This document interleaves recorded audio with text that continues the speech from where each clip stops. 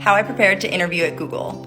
I want to start off by saying that everyone's interview process is totally different and how you prepare is completely up to you. I went a little bit overboard, but hopefully some of these tips and tricks will be valuable.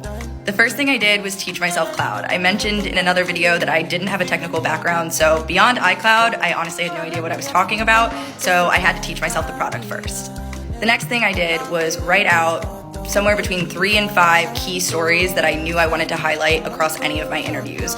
This came from previous internship experiences, projects that I had worked on, anything that I thought might be relevant or interesting for a hiring manager to know. After I figured out which stories I wanted to share, I broke them up into the STAR method. So what was the situation, the task at hand, the action I took, and the result of that action.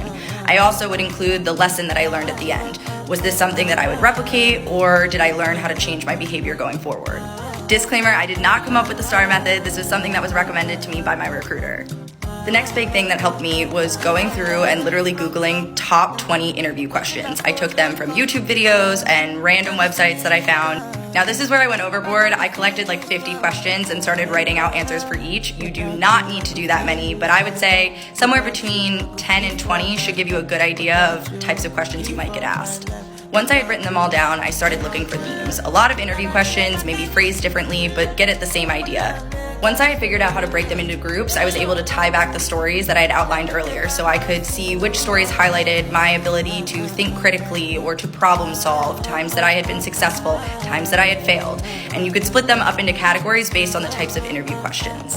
The last big thing that helped me was creating my Why Bryn story. It was just a short 2-minute elevator pitch about my background, what I studied, what I had done previously, why I was applying for this role.